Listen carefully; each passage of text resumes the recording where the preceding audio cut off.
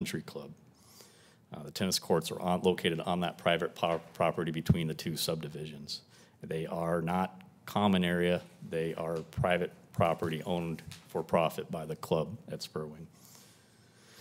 Also, Ada County Development approved this. Under this clause of Ada County Code 84E-3, the director may approve specified minor modifications to improve master site plan, provided such minor modifications will not adversely impact adjacent properties. And that's how it was approved back several years ago.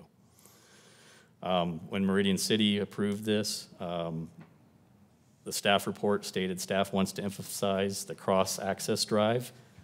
So Ada County calls it a common area access drive. Meridian City referred to it as a cross-access drive. Is not approved as a public or private street. The cross-access drive is meant to provide access to the tennis facility for the residences of the Jaker, now Spurwing Greens subdivision, and the Spurwing subdivision. The gated drive does not qualify as a private street, nor serves any residences, and is not intended for general through traffic. ACHD, in regards to their conditions of approval for the Meridian City and zoning, has stated it has been determined that ACHD has no site-specific conditions of approval for this application at the time, due to the fact that this development is estimated to generate less than 10 vehicle trips per day, which is far from the 440 to 515 vehicles we see per day, and a car every, again, 1 to 1.8 minutes.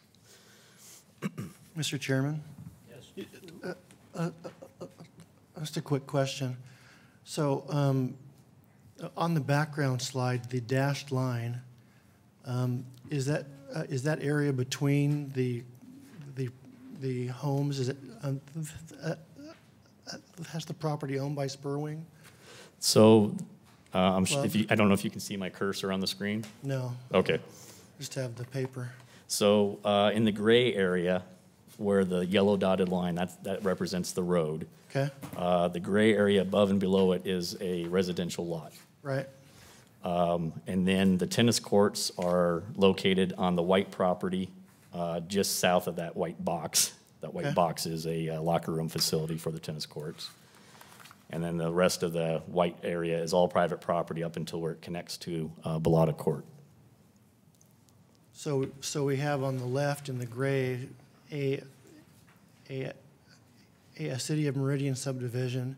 Then we have land owned by the Spurwing Club, and then we have the county subdivision where you live, correct? That is correct. Along that line.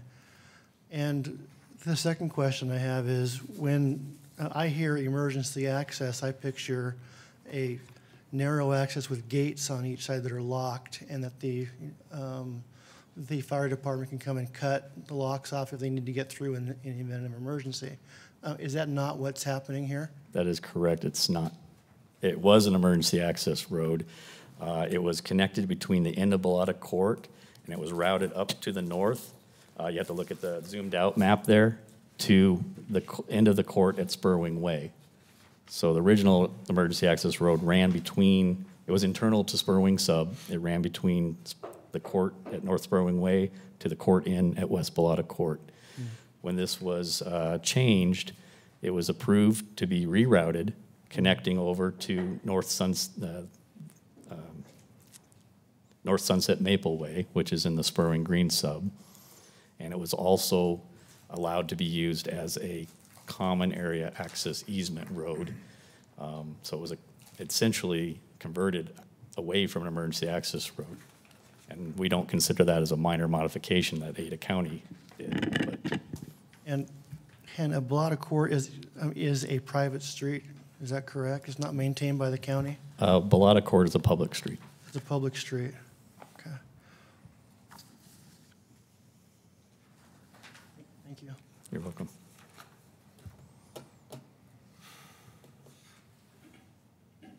Mr. Chairman?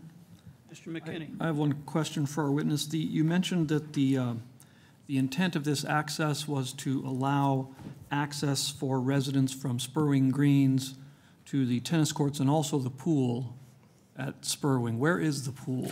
I see the tennis courts, but I don't see the pool. Is it further down? The pool is at the Spurwing Clubhouse, and it is located right at the end of North Long Lake, coming in off of Chinden in this gray area. It is part of Meridian City.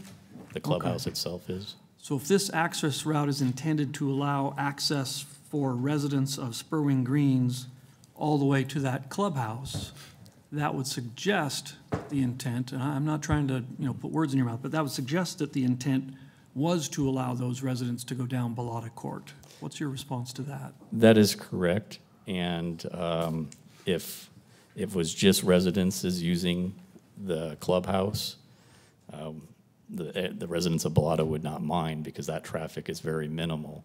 But it's greater than 95% of the traffic is being used as a cut through to Chinden and Linder. So if that access was cut off, then the stated intent of allowing it for access to the pool and the clubhouse and so on, that would be hindered, would it not? It would be hindered. It'd still be accessible, but via Chinden. Okay.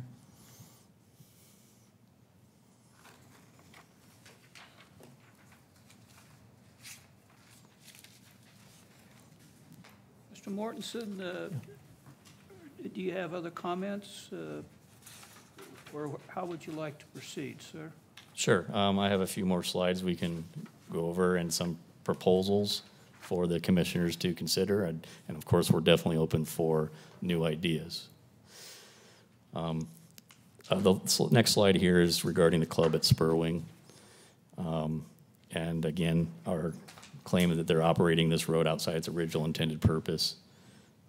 The property owners have advertised and promoted the use of the access road as a legitimate entrance or throughway to and from Chinden Boulevard for the subdivisions under development to the west.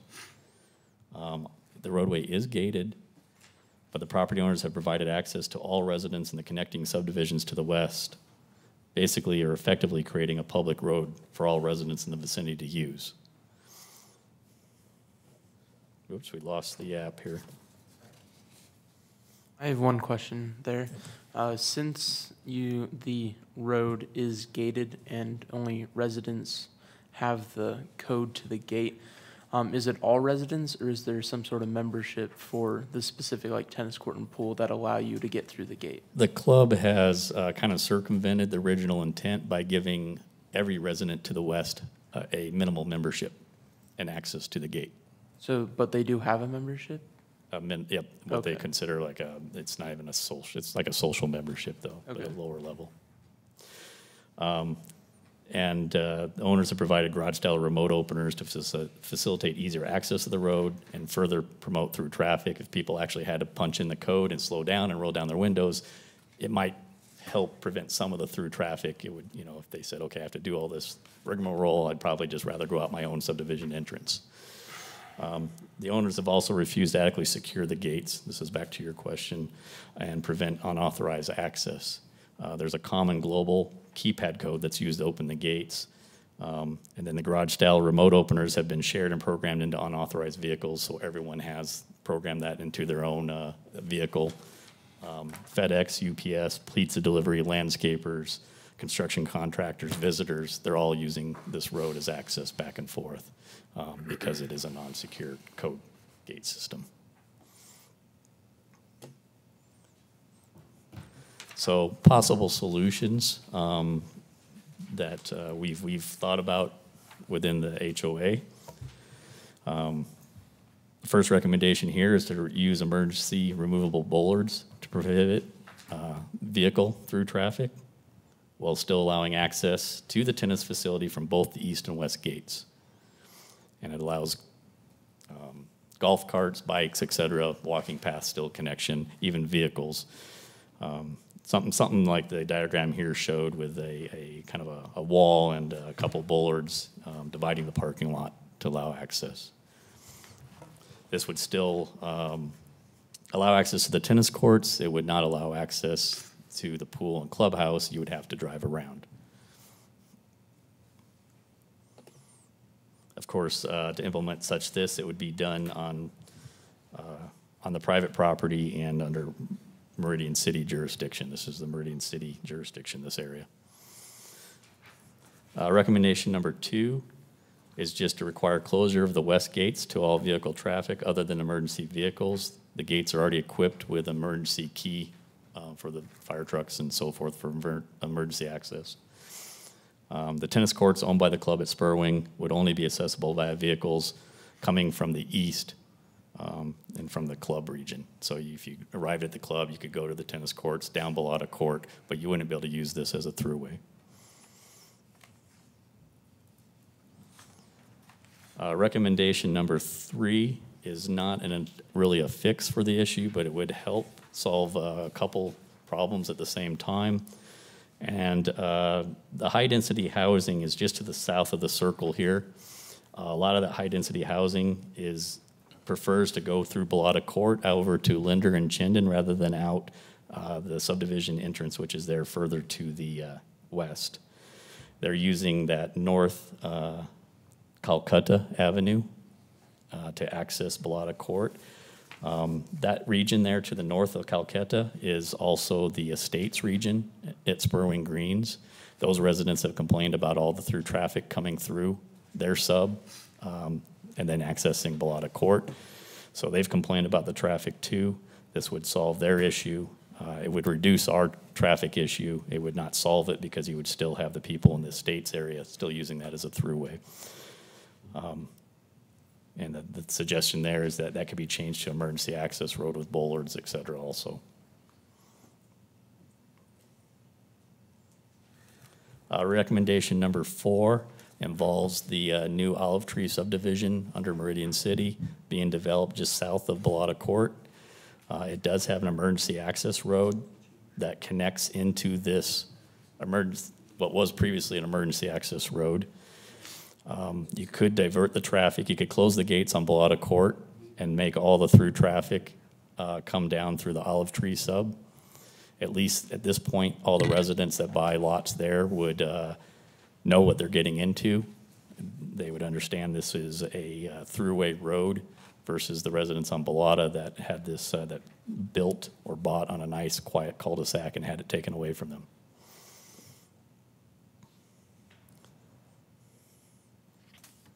Recommendation number 5, again, is not a fix, but what we talked to Caleb about back in May, and you know, as maybe a first step to see if we can reduce the amount of volume of traffic, is to communicate the road use conditions as originally intended to the main abusers of this road, and that's to the Spurwing Greens Master Association and its sub-associations, and also the club at Spurwing. Something to the fact that that Ada County and or Meridian City want to emphasize this road is not a public road and is not intended or nor should be used as throughway to and from Chinden or Linder Road. This is using the language from the original intent when this road is approved by both Ada County and Meridian City.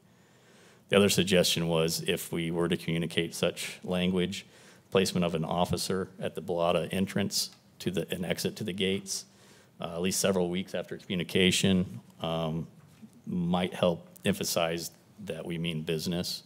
I don't know that you can actually ticket anyone, but it would send a message if there was an officer placed there to monitor the situation for a few days. So.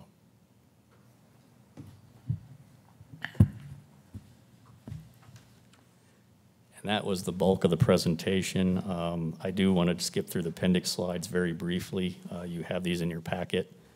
The original email we sent to Ada County and Meridian City, which instigated the meeting with Caleb in May, asking for Meridian City's assistance with this matter.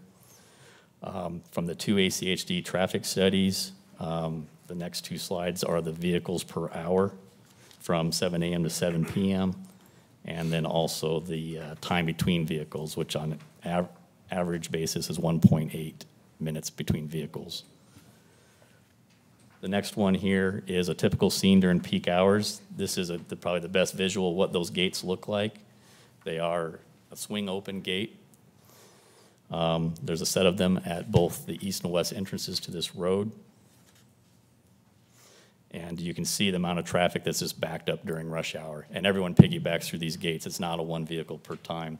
That also causes another issue, is if the gates are open because a vehicle just went through, and a vehicle comes around the corner of Bellata Court at the entrance, sees the gates are open, first thing they do is floor it. to make it through before they start to close. So the traffic studies that were done don't show too much of a speeding issue, even though about 50% of the vehicles were speeding. That's not our main focus. It's the volume of traffic is our main focus, but it is also a secondary issue. And where the registers were placed, it wasn't catching the main area where they speed when the gates are open. So a better placement would probably catch that and better illustrate it. But they do it, and it makes sense. They want to catch those gates before they start to close.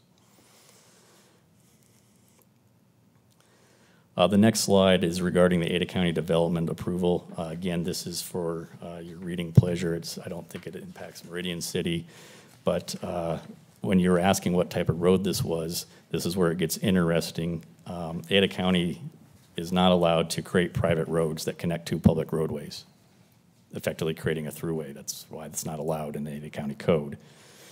Ada County development is not allowed to approve a private road that would cause a nuisance or other detriment either, which in this case it is a very big nuisance and detriment. So Ada County bypassed the code regarding private roads by creating a new road classification that differs from a private road only by name. They identified this road as a common area access easement road. It's not an emergency access road. It's not a private road. It's something new.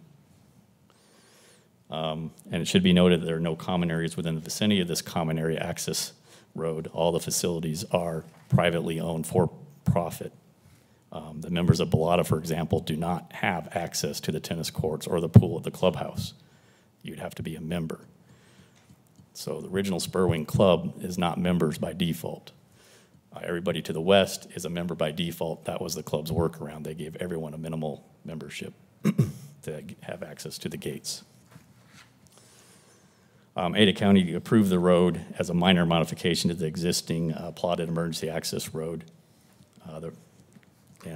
Again, to do an administrative modification, it should not adversely impact adjacent properties. And changing the use of an emergency access road to some new use is by no means a minor modification. So in summary here, Ada County bypassed its normal procedures by classifying this road as a minor modification and rerouted the original plotted emergency access road to connect two subdivisions.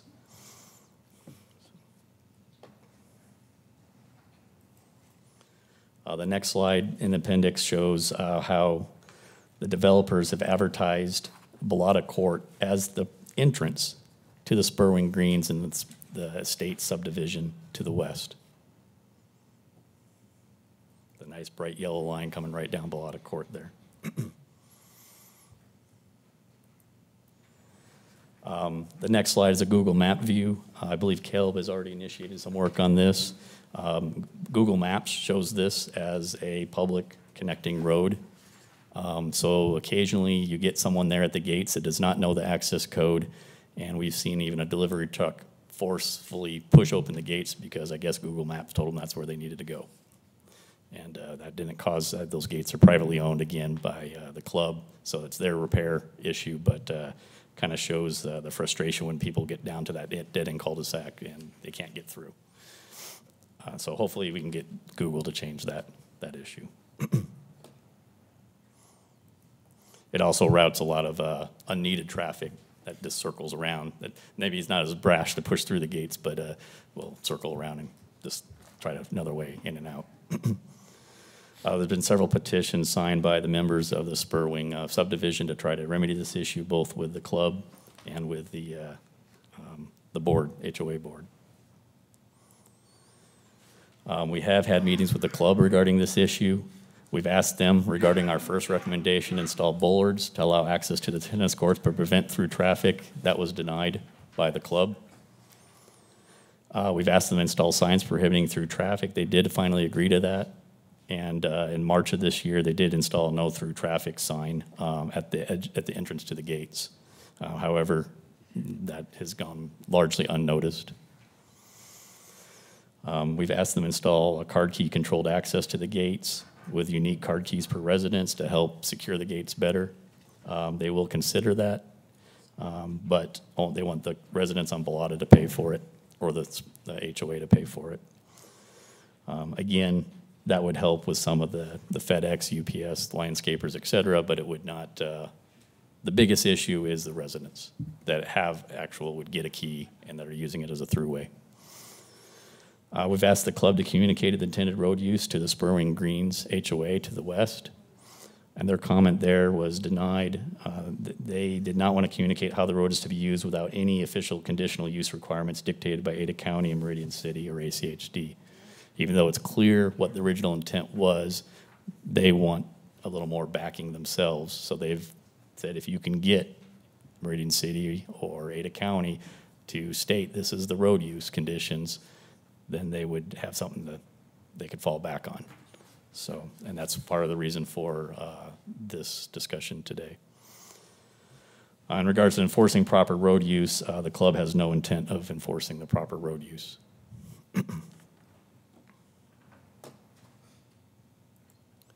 And then the last slide is the property owners, and this is basically, it's owned by the road is owned by Spurwing, between Spurwing Greens and Spurwing, resides on private property. There's a parcel number there. It's under Ada County jurisdiction. And then the private road that's adjacent to the tennis courts is in a separate parcel number, and that was in the gray area, and that is both under Meridian City's jurisdiction and owned by the club at Spurwing. So, and the tennis facility building is owned by another private member.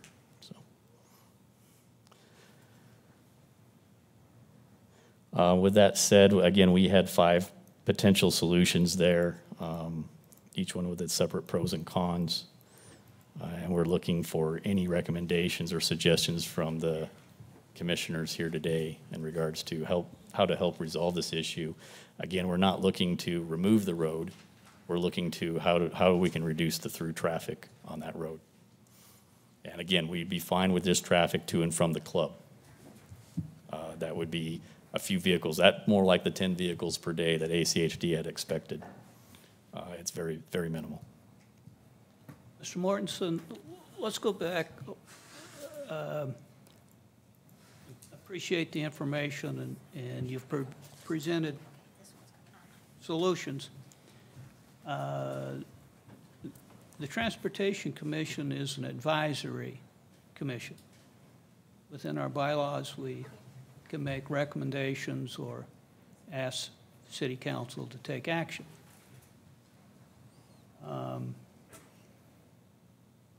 So one of the questions that I have, in maybe put some context or outline to this conversation, what is it that you would ask this commission to do? Our first request is to see what we can do with just communication. I think that's the easiest approach, is to communicate to the club and to the Spurwing Greens HOA and its sub-associations the proper intended use. And that communication, while it can come from us, is not going to carry much weight as if it came from Meridian City. That would be our proposed first step. If that does not resolve the traffic, the volume of traffic issue, then something that physically blocks or reduces the amount of through traffic is our next request. What can be done there would be, again, potentially closing the Meridian side of the gates, blocking off Calcutta, which is an ACHD public road change into emergency road. One of those other solutions would be kind of a next step. Okay, commissioners? I have Mr. Chairman? Did I have one on? go ahead. Go ahead, Brent. Okay. Mr. So I have quite a few questions, I guess. So the Spurwing Club, so there's 2 HOAs. You represent Spurwing, and the other one is the Spurwing Greens, is that correct? That is correct. And Spurwing Greens is not represented here today? That's correct. Do you know what their stance is on this situation? They love that road because it's a throughway shortcut That's to what I Chinden and thought. Linder. That's why they're not here. And by the way, just a little bit of information, when that road was approved by Meridian City, the Meridian City portion of it that finished the connection, the recommendation letters all came from Spurwing Greens in support of the road. Not a single resident on Spurwing had a support for it. Okay. So was the original intent, and I don't know if Caleb, when you probably weren't involved in this at all, my guess is that it was through Spurwing. Was the original intent to provide access, pedestrian access or vehicular access? Did it state that in the original documentation on what kind of access, like what was defined there? Like I know they connected the road, but a lot of your recommendations are preventing vehicular mostly, so. Yeah. Yes, I mean, just by the nature of the road itself, it's a very large road. It doesn't meet public road standards, but it's set up for vehicle traffic. It was originally, again, emergency access road, so it was intended for vehicle traffic, but it was supposed to be emergency vehicle traffic. And then on recommendation number 4, you said it was gonna connect with the new development there to the south. That road that, on your recommendation that you were saying connect it down to that one that the lots aren't purchased yet. That area there, was your intent to run it up alongside the Gulf, whatever green that is? That road is already installed. It's a little more updated from the satellite view. That's already that's an emergency access road for the Olive Tree sub. Their emergency access goes from that court up and connects to this access road. Okay. Now that road is defined as emergency vehicles only. So yes, the intent would be to run it along along the golf course edge there, but it already is. I have an opinion, but I don't think my opinion matters much as Chairman Ballard said, it just is what we can kind of help you out with communication. Personally, I feel that the issue is between Spurwing and the 2 HOAs. And I actually like the option with the key cards that are for the different HOAs that are there. For the fact is, but it says that it would be at the cost of the residents. I don't think there's anything that the commission can do to prevent that, but I think if you're gonna resolve this and be able to meet both parties, it should become a thing between Spurwing Greens and the Spurwing HOA as an agreement, and then present it to Spurwing as a joint effort. Yeah, the card key system will help with the unauthorized access, but that is not the bulk of the 500 cars a day. It's the residents using it as a throughway. So it's something we're willing to work with the club on the gate access and upgrading it to a card key system. But we don't see that as a fix of the major problem. Right. A comment on my right, or a question? I have a few questions. Yes, sir, Mr. Leslie. So is Spurwing and Spurwing Greens the same developer? No. Okay. The Spurwing Club is owned by the developer of Spurwing Greens. So there's intent Okay. or it's to their advantage to make this a throughway. So if that helps explain why they've circumvented a lot of the original intended use, because it's to their advantage they can sell more lots by having this as a throughway. Okay. And then this is maybe an open question to Sean or Caleb or even Ted. Is the status of this road is still unclear to me. Whose road is it? Is it a public road? Is it private? It seems like it's none of the above. It's none of the above, So- and that's part of our frustration. It's not considered a private road. It's on private property, but Ada County has specifically said, and Meridian City, that this is not a private road. So if it's not a public road, there's not a lot we can do. So I don't know if Caleb or Sean has history on this, but what could we do on this road since it's in limbo?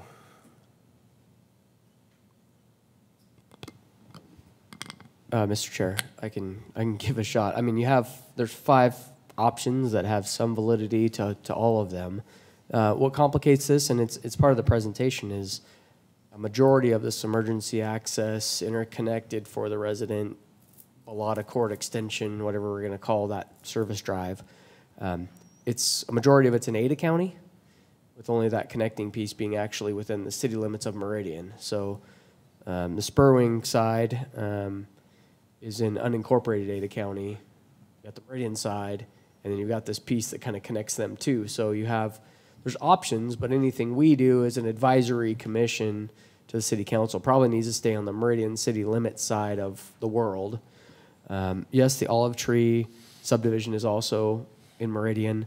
I don't know how realistic it is to extend that as a public street at this point in time, just because it's platted and,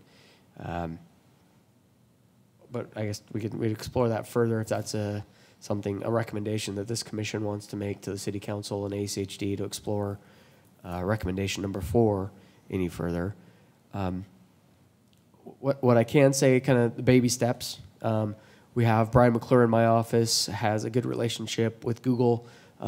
He's verified or whatever with them, so requests like this to get this taken out of their system, he has some pull there, so we can, no promises here, but when they see requests from him, they usually make the changes. So hopefully soon, you won't, you type in one address on one side, it won't shoot you through Bellotta to get there. So that request is in with Google. Messaging, I did talk to the mayor's office about this, and they want to hear the recommendation before doing any messaging back to Spurwing Greens or the club, the Andersons, to see if there's maybe more in that messaging or what the recommendation from this commission could be. So those are, I don't want to call it low-lying fruit, but that's probably the easiest things we can do at this point. Some other things we've talked about is a little bit jumping in the middle of this. When that gate was originally proposed with the Certificate of Zoning Compliance in Meridian, it was the key card type of gate access. We typically don't get too caught up on gates being exactly the way they were proposed to us, but that was the way it was proposed, and it was constructed or retrofitted later.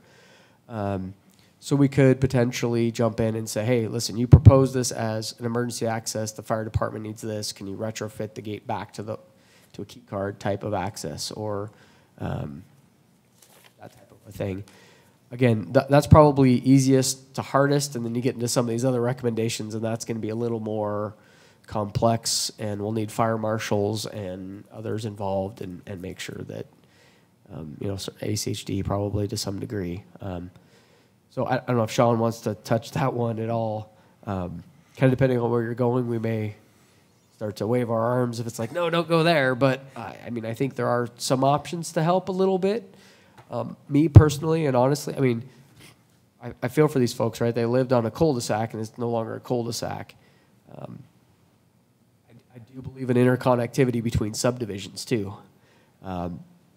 There's no other options between the Phyllis Canal and Chinden. So this is a de facto, this is the connection. And so they're getting it. They're really getting the traffic there. If you close it, I hate to see everybody have to go out on Chinden. That's more traffic on Chinden and through those lights. So I don't know if there's a win-win here at all. So I guess I'm going to shut up now because, the ball is in your court to. Okay. You have some leeway. Like the chairman said, you're recommending body. You can give direction, those types of things, and a recommendation, and we can talk about it more. And if you get too far away from maybe what's feasible or legal, we again may throw up a red flag. But Okay. Thank you, Caleb. So my other question is it Double Eagle Lane? Yes. That does not go to Chinden, correct? It used to. It's a good point. That's a standalone subdivision there, just to the direct west, the one-lane road to the direct subdivision to the direct west. That is a private road. It used to have connection to Chinden. ACHD cut off their connection and made them go cut through the Spurwing Green sub. However, all those residents are using Bellotta Court. So it's added more traffic, not a lot, but more traffic to Bellotta Court because they find it easier to now go out Bellotta Court. So ACHD has aggravated the situation by shutting their access to Chinden off. And we can't route, this is interesting, but we can't route the Spurwing Greens traffic to Chinden down Double Eagle Lane because it is a private road. So have you approached those homeowners to see if you could possibly convert that to a public? Because it's got to be inconveniencing them going all the way around.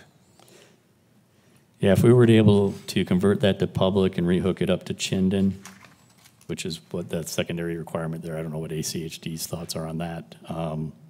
That might be a partial win-win. They might not like all the traffic coming down their street, but they might like having that easier direct access. So it's something they may consider, but I don't know how to, I guess the first question would be to ACHD, probably to see if that's even feasible or they would allow that before we get too heavy into discussion. Right. It would seem to mitigate some of the people in that southeast area going, they would not want to go all the way through Spurwing. So I don't know if Sean wants to talk to that or. Yeah, that southeast, as you can see, is a much higher density compared to the estates, which is just to the north of that. The satellite view on recommendation number 4 shows it best. And again, a lot of that high density is using Calcutta Avenue to cut through the estates and then come over onto Bellata Court. Mr. Chair, I have a few questions for Mr. Mortson.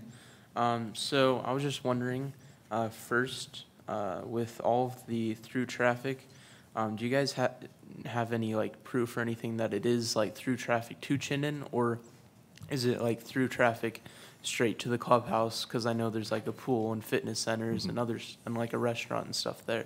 So do you know that it's through Chinden, or is it to those facilities? The ACHD counters do not tell us that. We set up our own counters using a camera system to count the traffic's coming through the gates, and we had another camera mounted for the exit coming in front of the clubhouse for the people exiting out to Chinden or cutting over to Linder. And by doing that, we were able to determine that, and it's probably like 98%, but we kind of left it broad because we only did a 1 or 2 day study on it, and it showed that it was, so we left it at greater than 95% is through traffic. It's not going to the club or coming from the club. Okay, and then I was also wondering, is this consistent throughout the winter, or is it mostly just the summer months? And It's how, like, actually seasonal? worse through the winter months. A lot of the traffic is cutting through and going directly across Chinden to the Loxa Falls and the schools and fitness centers over there.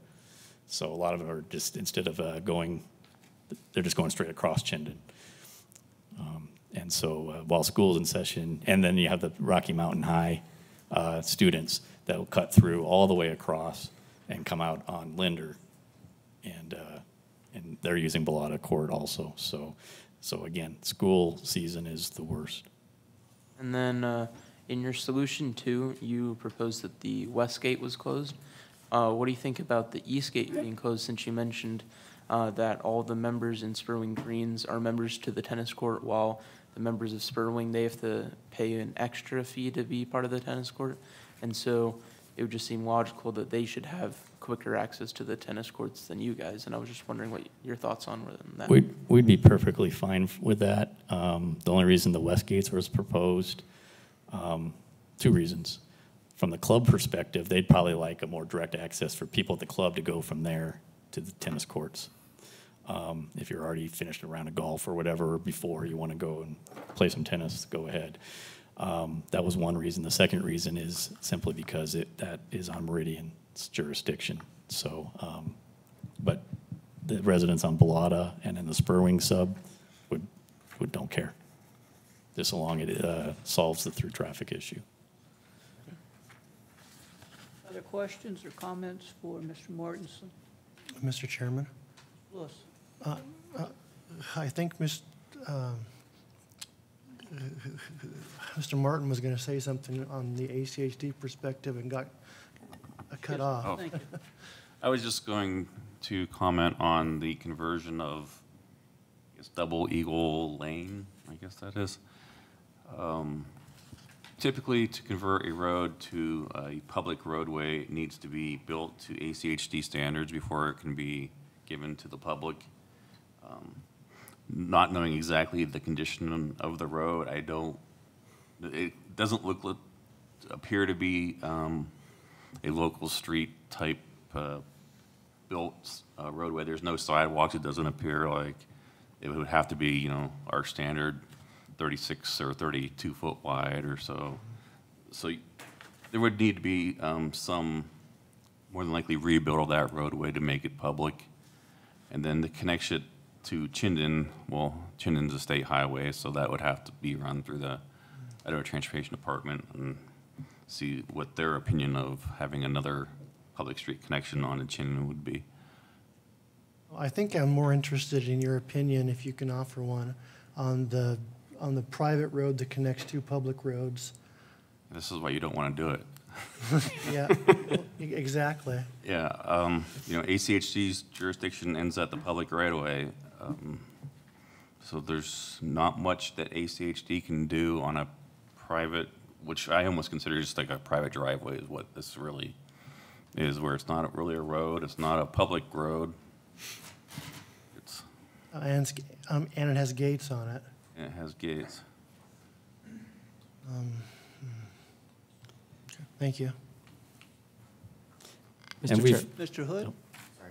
Mr. Chair, I was just going to add, it's not super helpful for today problem solving, but the Wagner Farm, I did want to just call out, they have been talking to city staff, to us, about redevelopment of that parcel. So there may be an opportunity there, and everything Mr. Martin just said still holds true. If you're really going to, you know, use Double Eagle, retrofit it, all that, but they're going to need an access. They're landlocked, but for the state highway. So, and they do a line across Chinden on the south side, so more than likely an access for them is going to be right there. Is that hole 3, the green for 2? That's and the 3 and third 4? fairway is what runs north-south there. So, you know, right by basically the green of hole 2, where it looks like there's already an access, you could potentially, if you were to work with them, extend Double Eagle back the other way through their property to make that connection. So I just want, again, just throwing out brainstorm solutions. They're looking at developing that in the city of Meridian, so there is an opportunity to some degree to reevaluate, you know, bringing some traffic back down that direction. I know that's not going to be well received by the folks on Double Eagle, but just throwing that out there. And it would line with the 10-mile light. Right. Mr. Chair, just to comment on that, there is a light there for the Wagner Farm, and so it wouldn't be too difficult to just convert that into a road. Mr. Chair. Mr. Leslie? So just one final comment. I was just throwing that suggestion out there. Maybe it's possible, but I agree. You might have some resistance from the people on Double Eagle because then they're going to get all that traffic through their very, very quiet dead-end road right now. But you could have the conversation with them, see if something they'd be amenable to.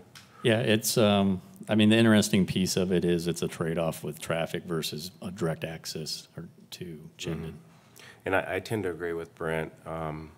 This is kind of, I feel for you guys, this is a tough spot you've been in by your developer and another developer who's wanting to make it easy for everybody but you guys on that street there. So that's all I Again, we have. built, most of the residents there built on expecting a very quiet cul-de-sac. People built for their retirement homes, raised families. And now Right. it's, again, a vehicle every 1 to 2 minutes. It's just crazy. It's just not what a cul-de-sac is by definition. Right. So, and again, we've talked to Gary Inzelman at ACHD. He's helped by helping put up some dead-end signs and no outlet signs.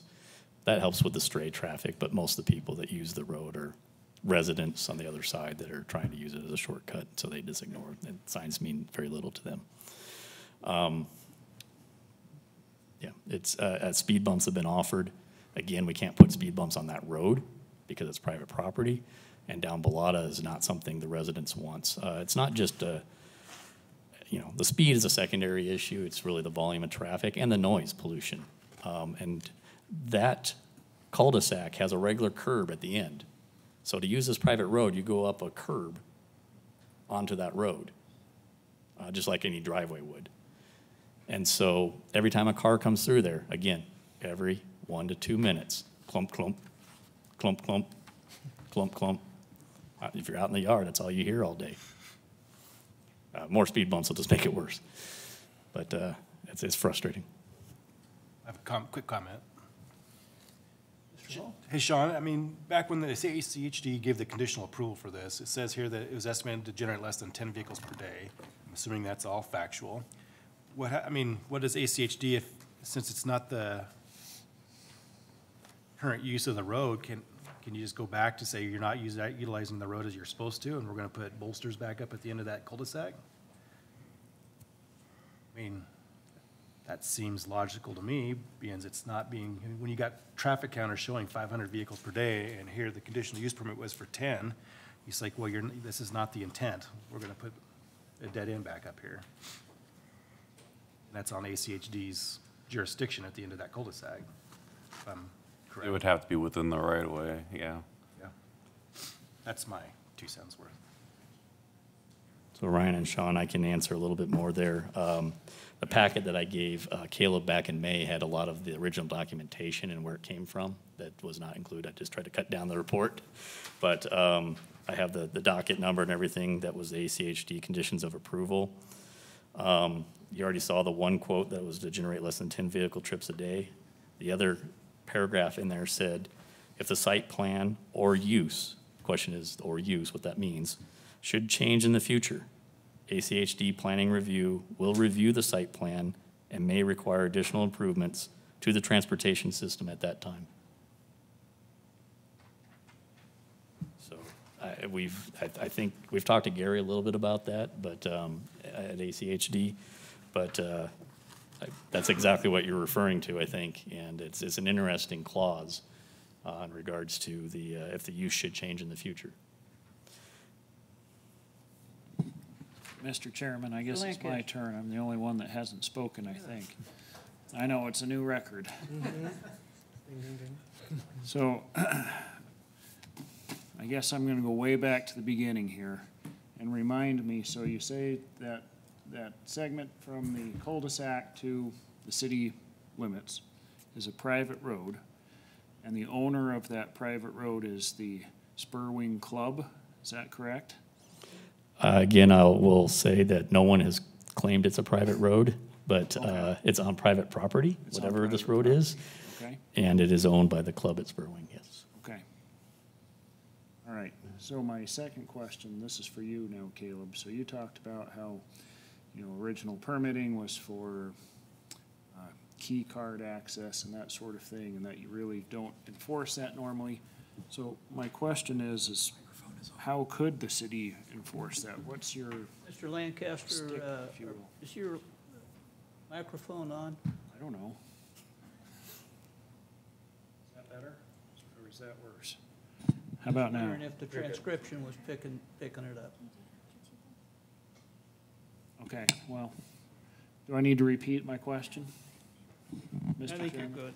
All right, so question being, you talked about, the permit was for key cards and that you normally don't enforce that, but how could the city actually enforce that at this point, if it chose to? Yeah, Mr. Chair, Commissioner Lancaster,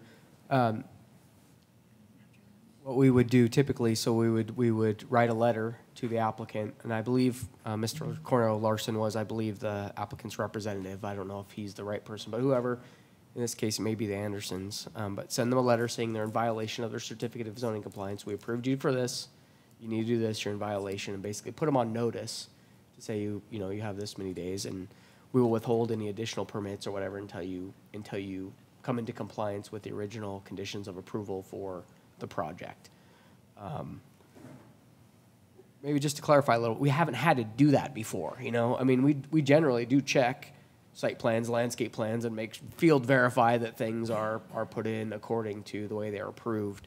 Details like who punches buttons or who's got a card or how they're opening the gate is just not the detail we usually get into. So, but that is how it was proposed. That's how we reviewed and approved it. At that point in time, I don't think it was a detail we were really looking into to foreshadow this problem. But that's what we could do is, again, send a letter to the original applicant saying you're in violation of this condition. You need to fix it. May I add a comment? The access boxes at each, the east and west gates already has a card reader along with the keypad. So it's already installed. It's just not being operated or used that way. So it'd have to, program and buy the cards and so forth. But there is a card reader system installed. Mr. Lancaster, you said questions plural, so that was one. No, that was two. That was One, two. who's the owner of the road, and two, what stick does the city have for Okay. enforcement? Is there 3 and 4? Nope. Okay. So then, commissioners, do we have comments, recommendation, other questions? Mr. Chairman, McKinney. before we discuss it, I wonder if we could get some input from our legal counsel over here on this, because obviously there are some property ownership, property rights issues that come into play here. I wonder if our attorney has some thoughts. Thank you. We're on. Thank you. Yeah, I've been listening closely here. It's a very interesting issue. It's the first I've been aware of it. I don't know if Caleb had contact with other attorneys in our office during the May time period. I would be hesitant to take any position until I review the full document, the packet. The original approval of the subdivision back 15 years ago, it wasn't at the Tree Farm sub. That's when the emergency access conditions would have been set, and then the CZZ report that Caleb talked about would have flowed from that condition, I think. So it's that documentation. I don't want to look at any notes on the original plat. We keep talking about the intent, but where I would come down to give a legal opinion, I'd have to say, what does the documentation say? What's recorded against the property? And while I've got the floor, I just wanted to clarify, there's reference in the intended use to Ada County Development. I presume that's Ada County Development Services, not the Ada County Highway District, because the county that was built in the sub. So when you looked to Sean asking about Ada County's approval, it was actually the Ada County, probably the planning and zoning folks.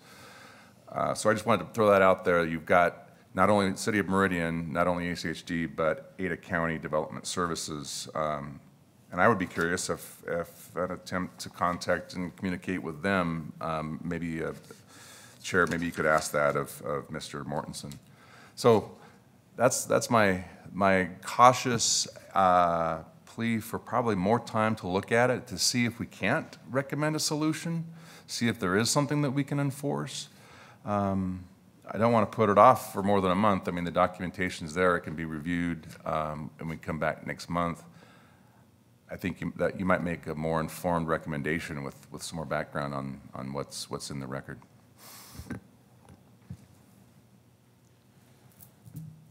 Any, so Mr. McKinney, with that in mind, are we asking for additional time? Are we asking for someone to take a further look? I think what we ought to do is ask for the city attorney's office to review this situation and give us our options legally. What can the city do? What the options are? And it looks like there are a number of options that the property owners could agree to if they could agree. But if the property owners can't agree to something, all that's left is, what does the law say has to be done? And I think we need that information in a reliable form before we can make any kind of decision. So if I were to make a motion, it would be something along the lines of move that we request the city attorney's office to review the situation and advise this commission and/or the city council as to proper actions or appropriate actions. And comments on that proposed.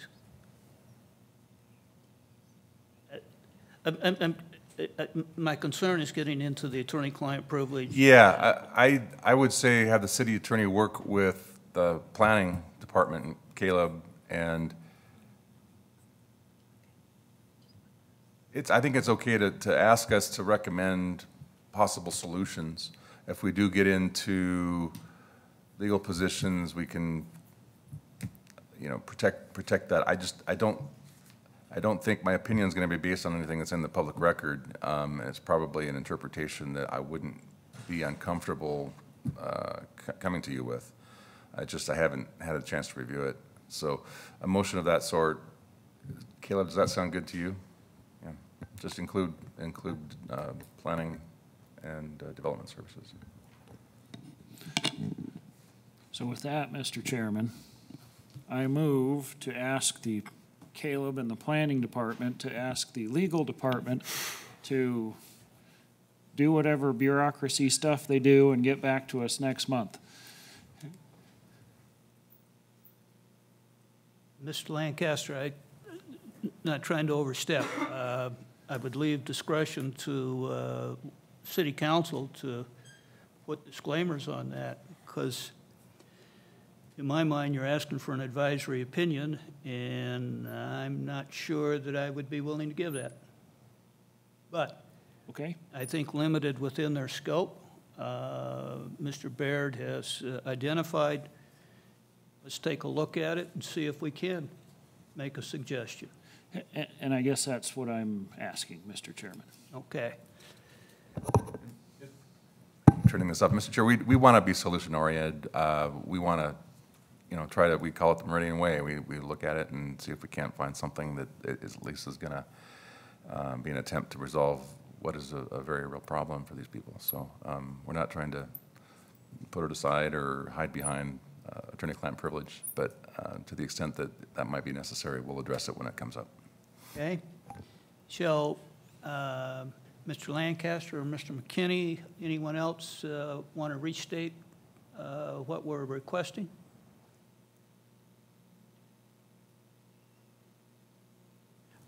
Mr. Chairman, I guess the request, as I understand it, is for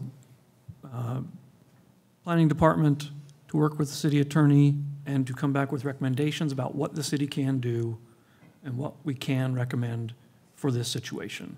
And if that's the motion, then I would second that. Okay. Yeah, I'll say that's my So we have a motion. motion. Is there a second? Make that, Second. I second. okay. All in favor? Aye. Any opposed? Okay. So Mr. Mortensen, not trying to explain it, but the way I understand it, second looks, or third look, or fourth look, is going to be taken at look at this and see if city can suggest anything further to you. Okay. That's all we ask right now. Appreciate the commissioners' help and support on it. Well, we appreciate you coming and having a conversation with us and providing us with detail and answering. And for those associated with you, I appreciate you coming along to support Mr. Mortensen. Thank you, sir. Thank you. Mr. Chair, Mr. Hood. just so that'll be August 6th is our next meeting, so I'll get together with Mr. Baird and others and review the record and other documents. Before we move on, we're having some technical difficulties if you haven't caught that yet. IT's recommending I shut down, so can we take a 5-minute break? I need to shut down the system, restart it, everybody's got a presentation here that I need to be able to load, so, or we can Mr. do Hood, it. not to cut you off, but initially, we had a 5 o'clock curfew. Right. Do you know if that's going to be imposed? I do not see, usually around this time, we see I believe teenagers not. gathering in the lobby.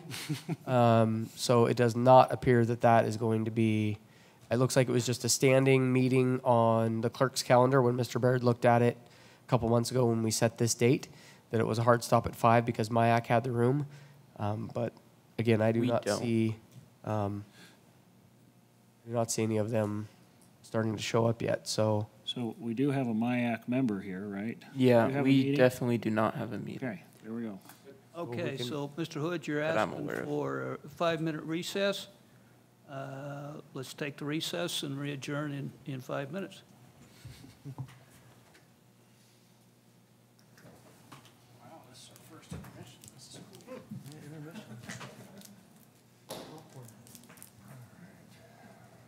got snacks. You're okay. David?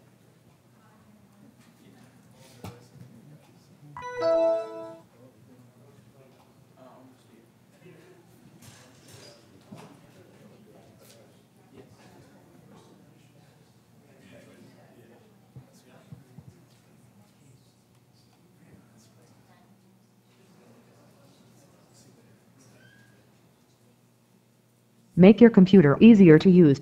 Windows, cancel.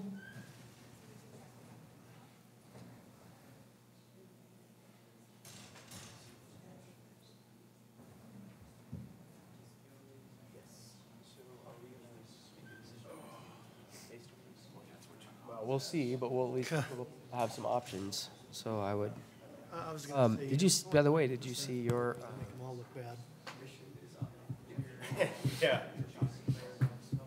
Our developer was a shyster too. Marty Goldsmith, Far West LLC. And guess what? He's bankrupt now. Big shocker. Yeah, the person who developed our house went I mean, bankrupt. the two developers are totally sticking it to these guys.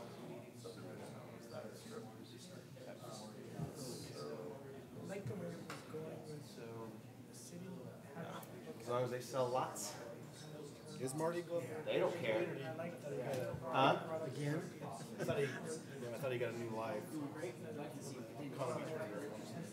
What's that? I thought Marty Goldsmith is still going. He's doing something else. Far West LLC, who did our stuff, went belly up in 09.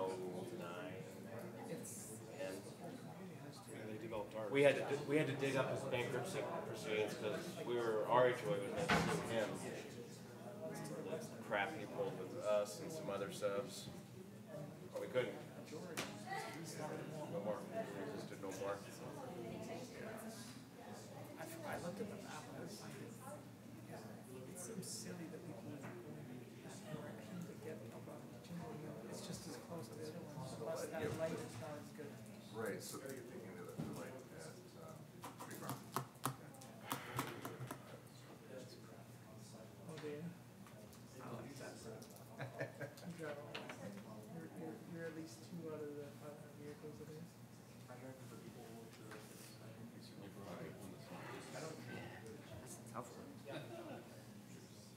That's, yeah. We were discussing, looking at the plan, it seems like, why would you use it? It's just as long to go. I really don't think anyone really does. Like, during summer, all the people who own that membership group will live in Spring Creek, they all go there, and then they come back during, when it closes at the same time, around 6 to 7, they're rush hour. You know, people come home from work, they're rush hour early. No, their rush hour is 6 to 7, rush hour is usually so 4-6. Okay, runners on. Trick, eh? I didn't know anybody in Spurway worked, so I don't know why they. These people are all retired. That's right. They're all. I'm like, because I can't afford that house. Yeah. I know we can't. I said I had Corvette. Some parts of doing the commission. I've been stopping them with my car. I've stopped there a lot. I've never called for the answers. Since, as he said, we have the basic lifestyle section just by paying our HOA fees. So we get access to the whole fitness center and sports. The gate. It's July. I already have my theme. You do? Tens of thousands. I could see this with, like, my community the same way. I live in an area where we have luxury apartments or whatever, and we have access to their pool and their volleyball. Yeah, it's just our community, but it would be like, oh, that developer sells those right to like Beautiful. next to us. It's a little warm now. Coming through our community, I could see that happening. So we have a key thing for residents, so we have to sign up for all my license. Yes, that would make more sense with us. It's just people can get garage code things, but if you take more, you have to get the code. I know a bunch of people. To shoot the door. I think that. Don't pay the lifestyle. People in the greens, you know, tell them the code here. Like, well, be careful. You can't write. The codes they can get through, you know, like neighbors, they want to get through. We have this unscripted fireworks. We only go by it for 5 years because that's about all I can handle. Even though it's only like a. And so we went this year, get up there, it's on the football field, which is up past the school, you know, and it's, there's fours on these 2 sides. Here you go. Yeah. restrict it to golf carts only. How's that? So they just bring their own. That's right. Make it so that only a golf cart can get through. And if people don't go, they'll walk. Bike. So I was asking. It's just that it's really tennis court. It's not a big deal. So then people would start parking on the side. Says that. Because the east gate, people would start parking on the side instead of going around. Like sit there and I go Let's go around. did you say liar, liar? The curbs, the big issue is like the pool because, you know, it takes so much more weight to come on So then, I don't know if tree it's farm the city or and then going somewhere. around waiting for like a long way to go through instead of just cutting through. Because especially a tree farm like that, like, is notoriously slow.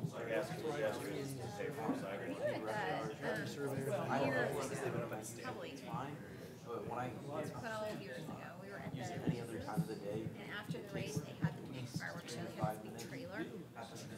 Degrees in Meridian, Oh my gosh, it was like a thing. I mean, there was planes of fire, but more fireworks were still on the trailer. Oh my gosh, I mean, we were really lucky to be at it. Everybody kind of went. You pay for all of it. It's like even if you don't have kids in school. Your umbrella. Going to home, you're paying Your for umbrella. school. Better than car, I guess. Yeah.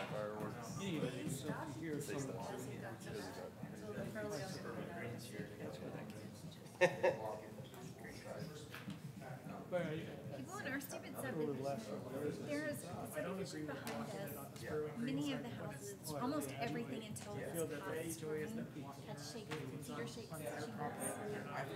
A lot of people put new roofs and they changed the CCNA on there, CCNRs.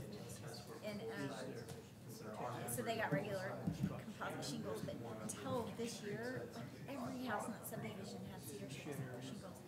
And people are, I mean, up at 1 o'clock in the morning shooting out these huge fireworks. And it's just like, Kenny, do you know how many houses you can burn down? Yeah. And they're like right in front of the houses. They're in that subdivision. But yeah, we have. Caleb, has IT cleared us to go? I don't Yeah. have a vest. I had that. All right.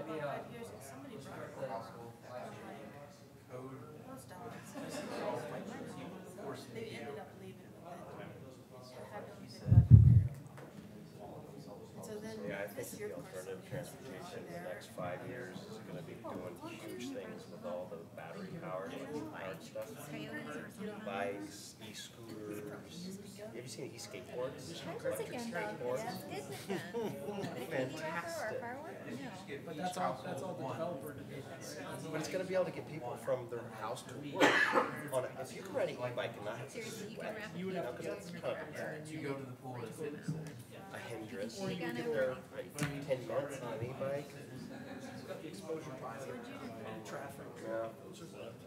Well, interestingly enough, Slept right through it, huh? Minneapolis has the second highest bicycle rate go off anymore. And look where they are. Could you see it? Like from your. 3 months out of the year, but that's okay.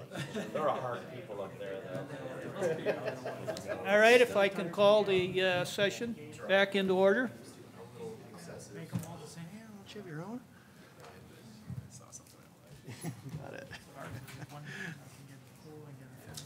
Mr. Hood informs me that IT has spun their magic, and we're back on the record. Let's see, so 5B completed, 5C Communities in Motion 2040 2.0 update.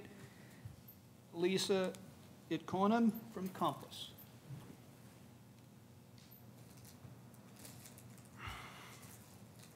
Thank you, Ms. Itkonen. How are you today? I'm good, thank you. You're no stranger, you've been here several times before. But if Well, you I'll- want to make any further introduction, I feel will free still to. introduce myself, Mr. Chair, members of the commission. My name is Lisa Itkonen. I'm a principal planner with Compass, and I'm here tonight to talk to you about Communities in Motion 2040 2.0. And I will very briefly start with what Compass is and what we do, and then talk about the Regional Long Range Transportation Plan and its update and what is coming next. So Compass is a forum for regional collaboration that helps maintain a healthy and economically vibrant region, offering people choices on how and where they live, work, play, and travel. This is actually our vision statement for the organization. And Compass is an association of cities, counties, highway districts, and other agencies who plan for the future of Ada and Canyon counties. And the full name is Community Planning Association of Southwest Idaho, so that's really who we are.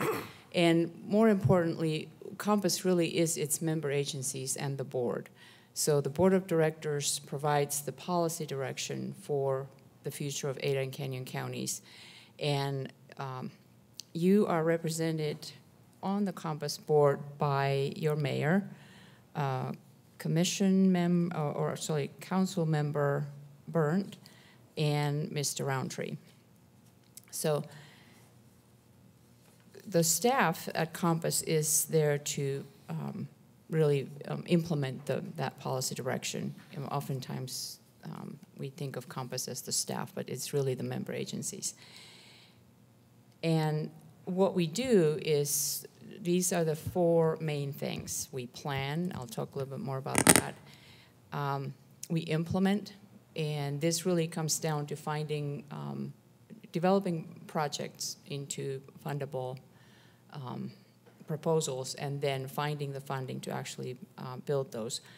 We provide technical expertise in terms of demographic information, data collection and analysis, GIS, geographic information systems and mapping kinds of things, and so on. And then we facilitate. So that comes back to the Compass role as a forum for collaboration, and also then providing public a forum for providing feedback and input into the overall kind of the regional planning process. So talking about the planning, this is really, from my perspective, the main thing. I'm the lead of the planning team, so that's what I do. And so the current update to the long-range plan is called Communities in Motion 2042.0. And it is truly an update because the current plan is called Communities in Motion 2040. And as Caleb mentions in the memo, it was adopted in 2014. And we update the plan every 4 years. That is per federal requirement. And so we're currently working in this update. And this one maintains that horizon year of 2040. That's why we call it 2.0. It has the same vision for the growth, and I'll talk a little bit more about what that growth is. And what is different in this plan is that we're focusing on 4 transportation system components.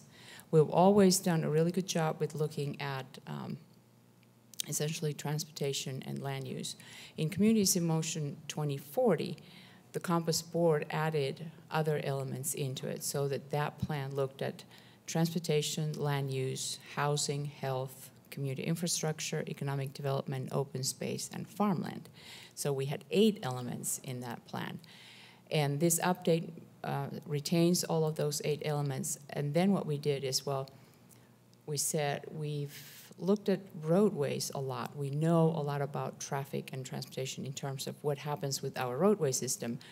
What else is going on? So we broke that transportation system into 4 components. So we're looking at roadways, but also public transportation, active transportation in terms of bike and bed facilities, and then freight.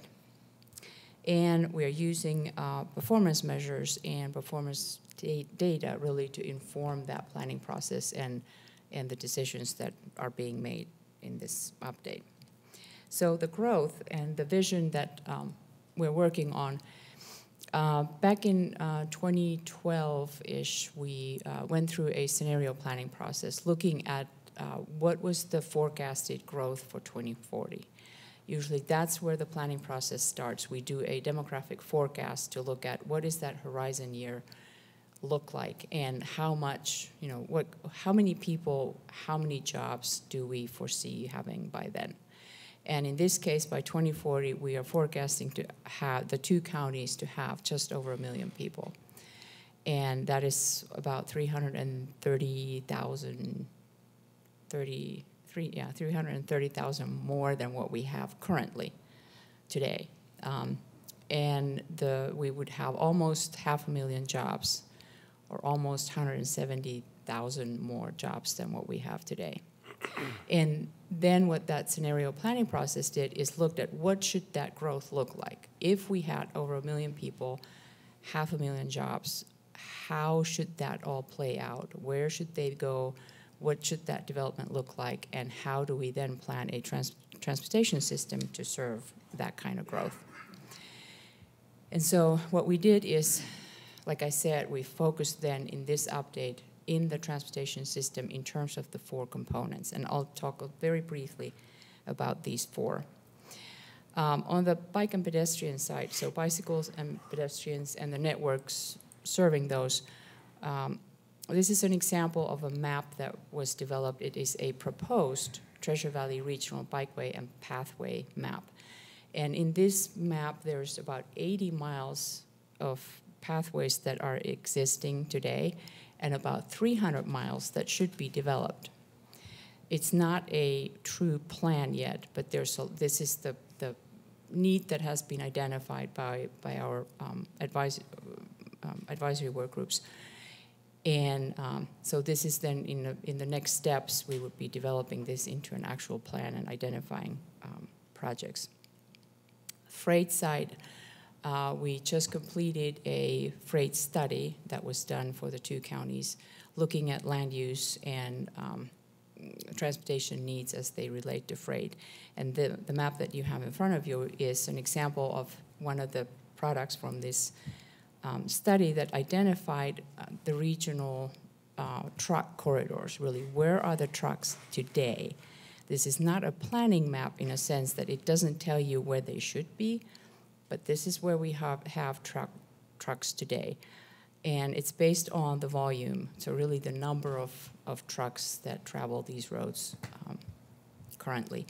And the next step in the planning process that we have is really starting to look at and for jurisdictions to look at this and say, is this really where we want these trucks to be? Or, how do these work with the current land use that we have or what we're planning to have for industrial land use or, residential or whatnot? And then starting to look at these and see, are there other routes or other corridors that might be better served to be freight corridors, and how do we make that happen? We had some of this discussion earlier when I was talking to you about the freight study specifically. On public transportation side, you will hear more about Valley Connect 2.0 later on today after my presentation. But what Communities in Motion 2040 2.0 laid out was that 2040 vision is what should the public transportation system look like by 2040? What do we really need? And this map that you have in front of you is a concept of that 2040 system that has a bus system that serves rail and other high-capacity corridors. So you see there those blue lines. One of them is the rail corridor, the existing rail, and then you have, that should be Cherry Fairview, which probably is not. But Cherry Fairview is another possibility for a high-capacity corridor. And then you have State Street. So the concept here calls for high capacity, so really something on a rail, a fixed guideway kinds of services, high frequency, high capacity on State Street, and then something south of the Boise River. So probably along the rail corridor or some other corridor that connects east-west. So that is the concept for that one. And then Valley Connect is providing kind of the building steps toward this kind of system in the more near term. So once we had looked at these components and identified needs for each of them, and as we put them all together back into the system, overall transportation system, looked at the available funding that we would have by 2040 based on our financial forecast, and then also the amendments that had been done to Community Motion 2040. We amend the plan every time there are new projects added or as funded to that plan, or the projects that may come out in some cases. And we amended the plan 5 times so far. So we've actually made a lot of progress in terms of what we've been able to accomplish. In this update, we still have a focus on maintaining the existing system, because the financial forecast and the financial outlook is such that what you have in here in blue are the funded projects in this plan. By 2040, we would have those corridors and projects funded and built. And this does not show you public transportation projects, nor does it have any of the bicycle and pedestrian infrastructure in it. However, most of the many of the projects on the state system include bicycle and pedestrian infrastructure, so, bike walks and bike lanes and sidewalks, and most of the local projects include those. So what you have in here then is, in orange, is the rest of the needs that we currently are not able to fund. So looking out to 2040, the orange on the map shows you the unfunded projects. And these are important because the funding policy, so in Community Motion 2040, the Compass Board looked at the funding situation and said, in this plan, we're focusing available federal funding on maintaining the existing system, period. For this plan, they updated that funding policy to say, we're still focusing on maintaining the existing system and to address regionally important priorities or regionally important issues as identified in the long-range plan. So as prioritized there, and that's where then any additional available funding would be directed there. So what we did with our Transportation Advisory Committee and the working groups is we started with the remaining needs from Community Motion 2040, what had not yet been built. In that plan, we had prioritized 33 unfunded corridors and projects all in one list. The top 3 of those by now have been at least partially funded. So I-84 in Canyon County was number 1, and as you know, there's lots to happen there soon. Then State Highway 44 or State Street was number 2. There's also projects that are now funded there. And then US 2026 Ochenden, that was number 3.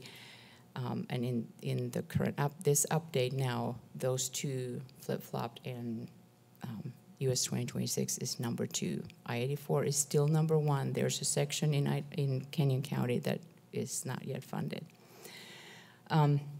So what you have in here, so what we ended up doing is then we updated what is still needed.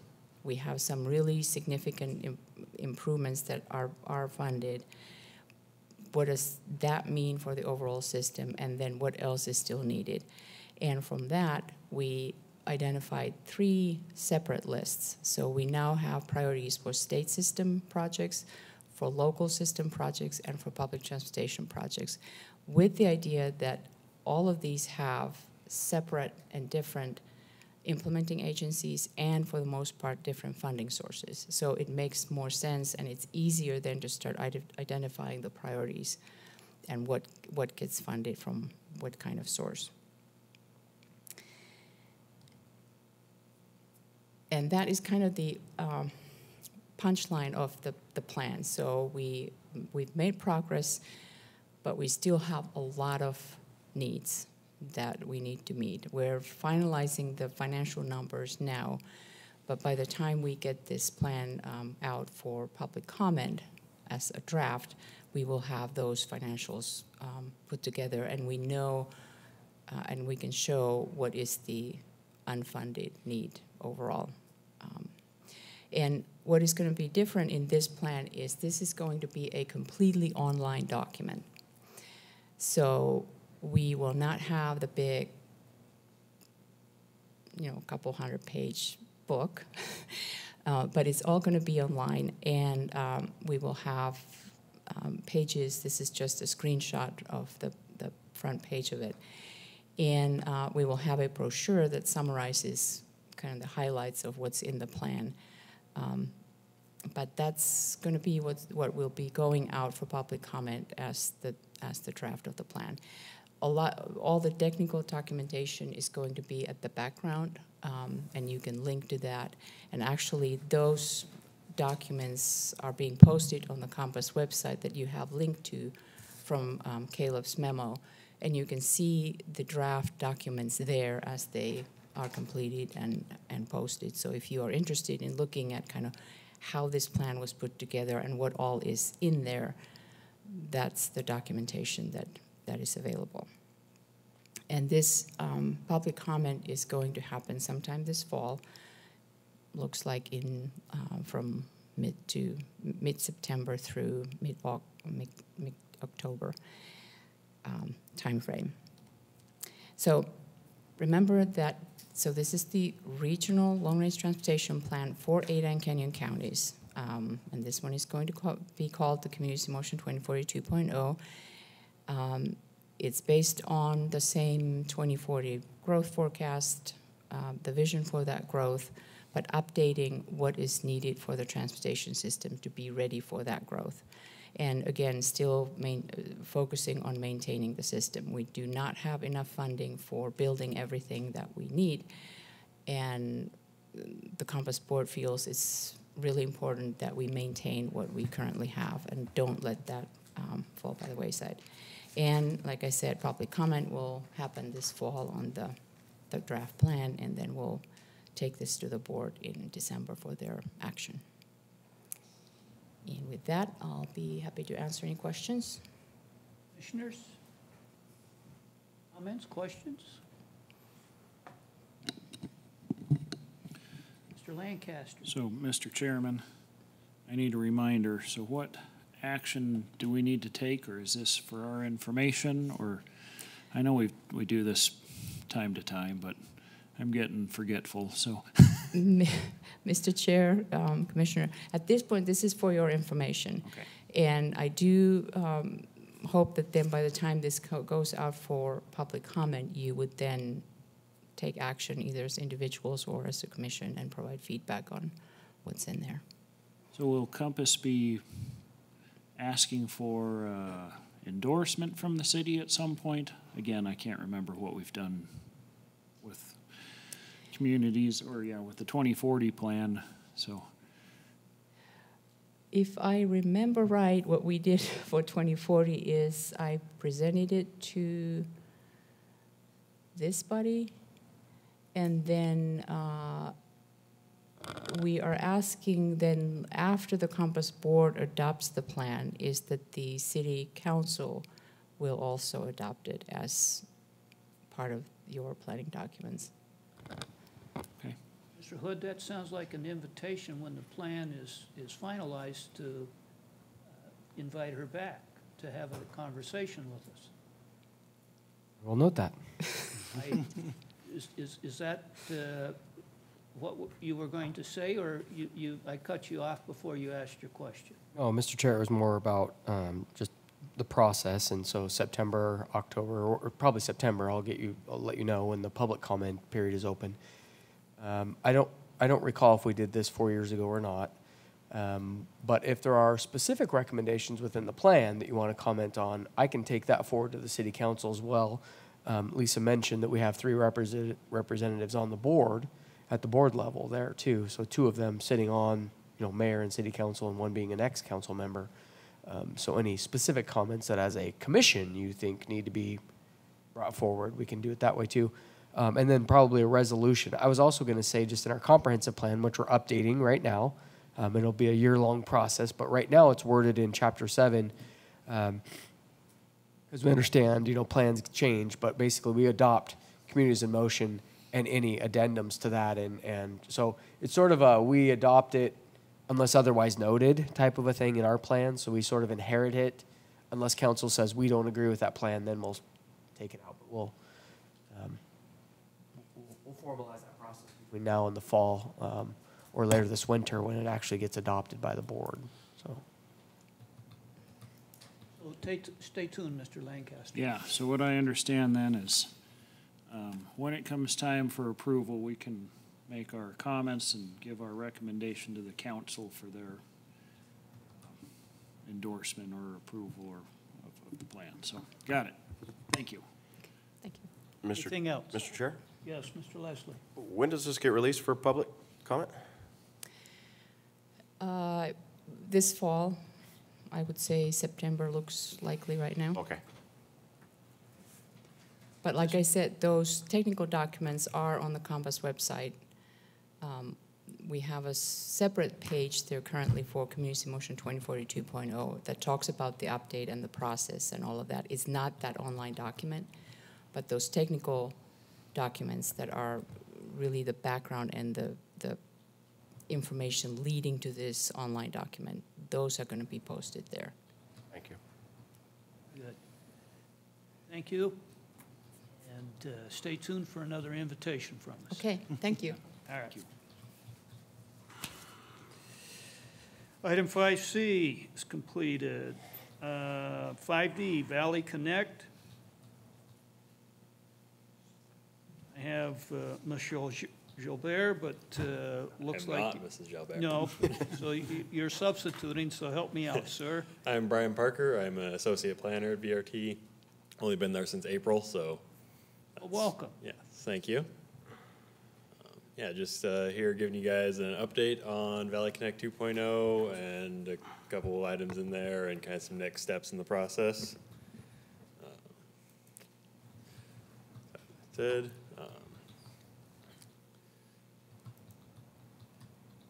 the full plan was adopted by the VRT board in April, which Luke Kavner is a member of the board, and then I feel like there's somebody else. Well, anybody else from Meridian on the VRT board?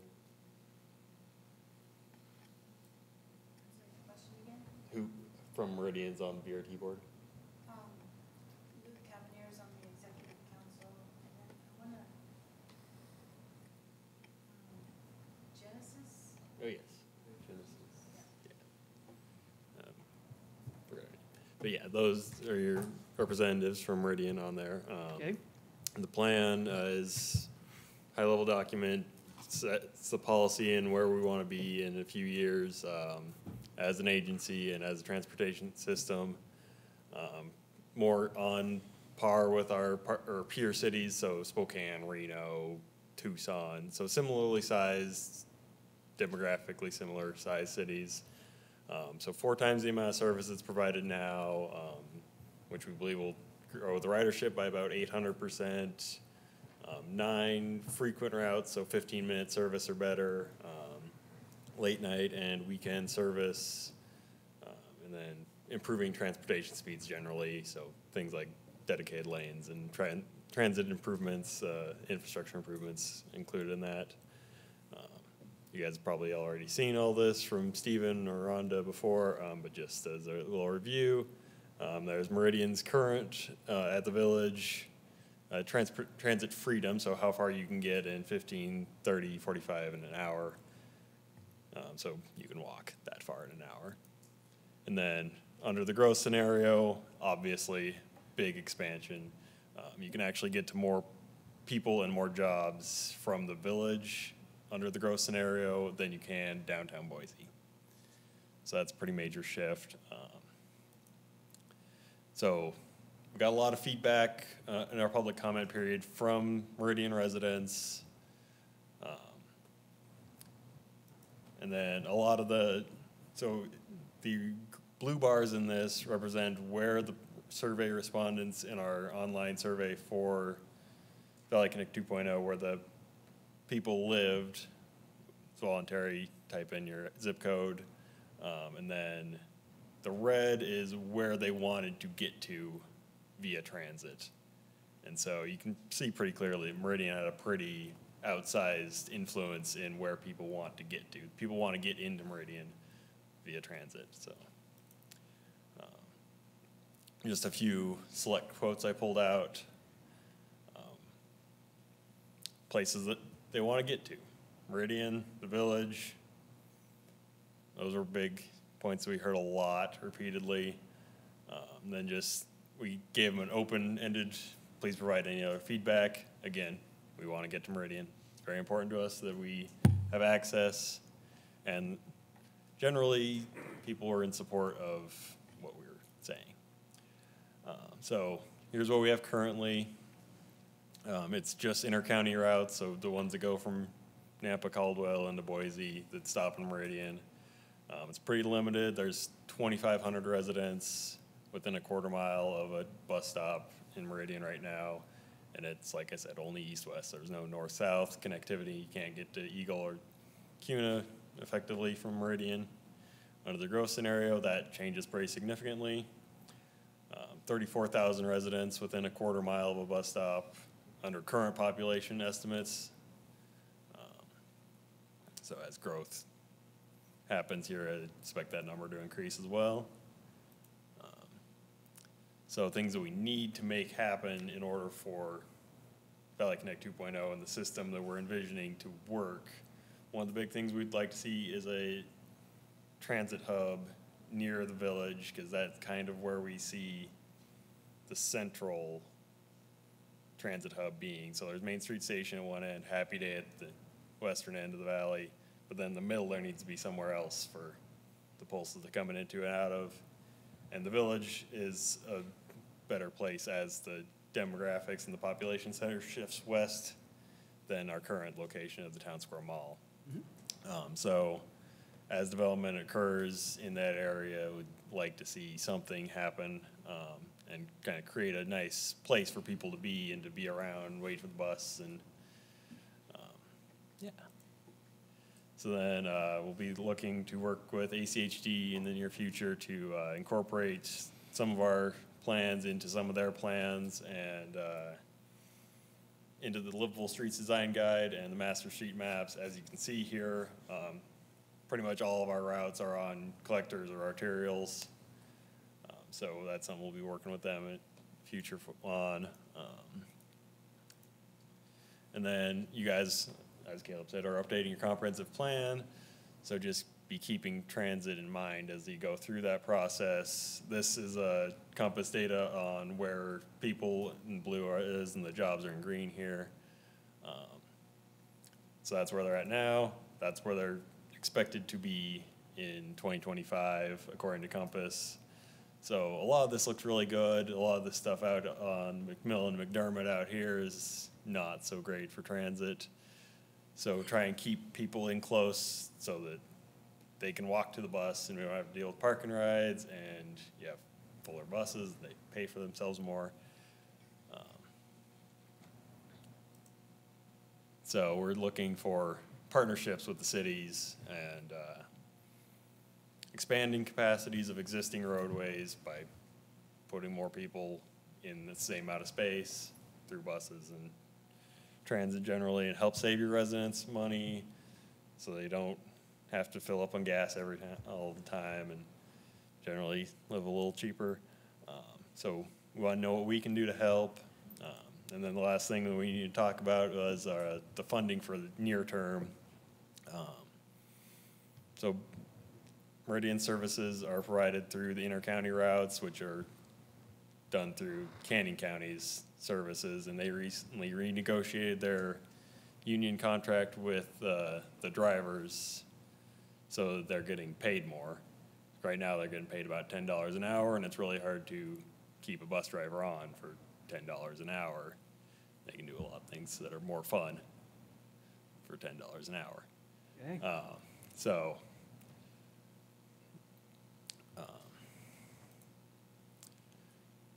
In order to pay for that funding increase, we need to go and ask cities to provide us some funding because we have no dedicated funding of our own. Meridian's contribution to the inter-county routes to meet that shortfall is $5,260. I recognize that you guys don't have any authority on that, but I just wanted to let you guys know we are working with staff and the city council to get that need met for this coming fiscal year. And with that, I will stand for any questions. Mr. Parker, I appreciate that. Commissioners, any questions, comments for Mr. Parker? Mr. Parker, I appreciate you coming in, and this is an important topic. Yeah. The coordination of transportation of people, big issue. So we need to keep an eye on this, and we'll be looking for any future discussions. Yep. Okay? Thank you, sir. And as always, you're welcome to come back another time. Okay. All right, 5D is to a close. We're approaching 5:30. By consent, we can push on a few more minutes and conclude our meeting. Is that acceptable, or do I need a motion for that, Mr. Lancaster, or just with the consent, move on? Well, Mr. Chairman, I was just going to comment that my part next, I can go pretty quick, but as I recall, we do need a motion to continue. 15 minutes, is it? That should be okay. Okay. I hear Mr. Lancaster made that. Do I have a second? Second. Okay, all in favor? Aye. Okay. Item 5E, staff communications. Sorry, Mr. Chair, we had an amended agenda that was sent out. The official agenda actually has 5E as Mr. Lancaster's item on school zone subcommittees. Okay. Mr. Lancaster, I turn the floor over to you.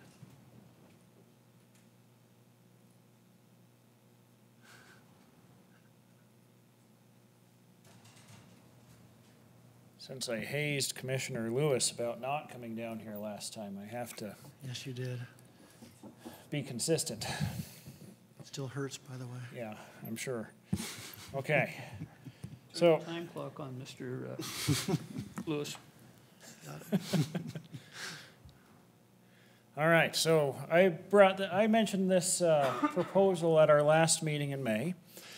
And as I've thought about this, I've thought that this may be a nice opportunity for our commission to mix things up a little bit. So I've been on this commission and its predecessor for a little while, and I think that this may be something that is helpful to our commission and perhaps may lead to other task force or subcommittees. So as you may recall, we talked about school zones in our May meeting. Had some input from Sergeant Arnold and from the West Ada School District from Miranda. And I said that I would be back with a proposal today. So school zones are recurring topics on our agendas. They come up every few months. ACHD often takes action, which is great. It's nice to have a local agency that's so responsive. Sometimes we find out about actions after the fact, or there's actions from parts of the agencies and commission that are represented in this room. So sometimes it's between police and ACHD, sometimes it's between schools and ACHD. It'd be nice to get everybody in the same room and talk through these schools and these issues together, to have some sort of consensus rather than factions. Because sometimes when school zones are presented to this commission, we may not always like what's happened in our city, if you will. So it'd be nice to get everybody in the same room. And as we heard from Sergeant Arnold earlier today, sometimes school zones lead to enforcement issues. He mentioned how there was a violation that was thrown out by the court because of some signing issues or enforceability issues. So it'd be nice to have all these people in the room to work through those kinds of issues. So as a reminder, I went back to our ordinance that creates our commission. There's 9 duties and powers that we are given, and I picked the 3 relevant ones here. So we've talked about number 1 today. We make recommendations to the city council. 2, we suggest projects, again to the city council, to increase safety in pedestrian and school traffic. I'm paraphrasing a little bit here. And then 3, or I guess number 7 on the list in the ordinance, we review and make recommendations to the city council on speed limits. So those 3 seemed related to school zone issues. And then talking about meetings of our commission. So we meet monthly, they're public meetings, but this last sentence I think is applicable to this idea of a subcommittee. Additional meetings of the commission may be scheduled by the commission as necessary to carry out the business of the commission. So here's what I propose. So we have a subcommittee that operates in sort of a task force setting. So oftentimes this room is very nice, but sometimes it gets a little unwieldy for some of the business that we try to conduct. Right? We're spread out. We follow Robert's rules, which is great for public meetings, not always so great for getting tasks done, right? So I'd propose that we meet that this subcommittee be formed and meet as a task force so we can meet and talk informally and then, really get into the weeds of issues, if you will. So we have quite a bit of technical expertise on our commission. In some ways, our commission's becoming less diverse. We seem to be ending up as engineers and lawyers and a few others. But so whether you like it or not, we're all nerdy up here. But this would give us a setting to get into that technical expertise and get into the weeds on particular topics. The membership that I'd like to propose is 3 members from the commission. Again, getting into diversity and whatnot, it might make sense for perhaps our youth representative to be part of the task force. These are just some ideas that I have of the subcommittee, since we have a commissioner that actually goes to school. But to have 3 commissioners, which is 1/3 of the commission, that kind of seems like an okay number to me, but I'm open to ideas. Have a representative from the school district, the Meridian Police, and ACHD. So these are already people that are regularly in our meetings and in this room. So ACHD might be the exception to that. Sean, he's the big boss and may prefer to delegate to somebody else, but I'd like to ask that each of these agencies participate. I think, to me at least, this is the right makeup. 6 people. Bigger than that starts to get unwieldy. Smaller than that, perhaps we're leaving out one of the important stakeholders.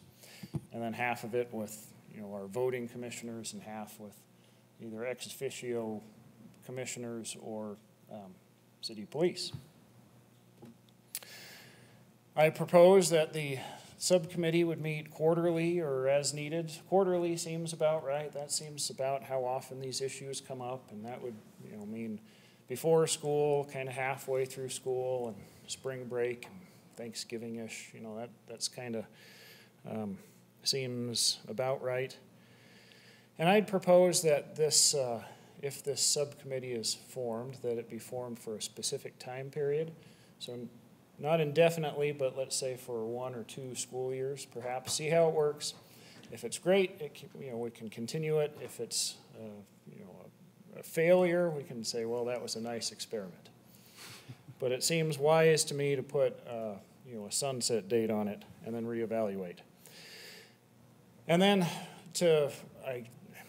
this is how I'm reading our public meeting laws, is our our subcommittee task force would bring any recommendations back to our commission in our public meetings, and any recommendations that come from the committee then to the city council. So the subcommittee would be kind of do some some dirty work in the weeds, if you will, bring it to the commission for the whole commission. So it would be a subcommittee of the commission.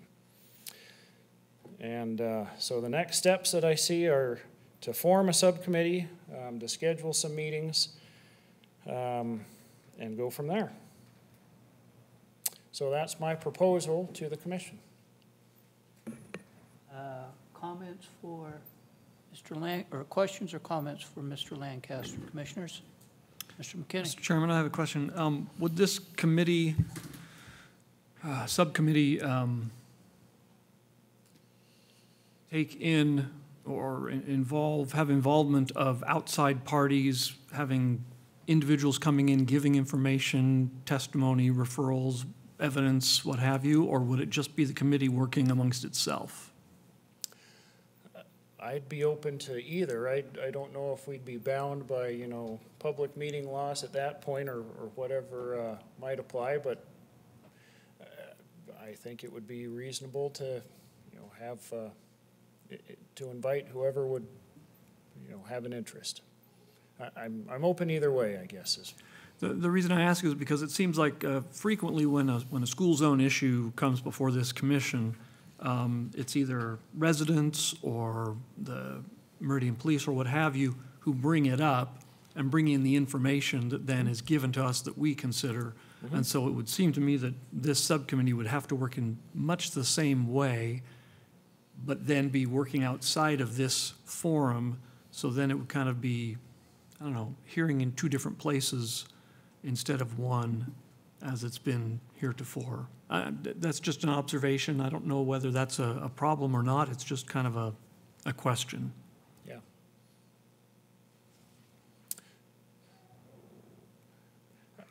I think we, well, I'd like to give it a try and see what happens. See if anybody wants to come talk to us or not. There's probably a way to do that if it is no more than invite them to present the information at a regular scheduled meeting, and it's dovetailed into that. But we could work out those logistics if need be. Mr. Lewis? Just a question. So would it be like if an issue came up here and we didn't feel like we had enough time to properly address it, it would be referred to the subcommittee to get into the weeds and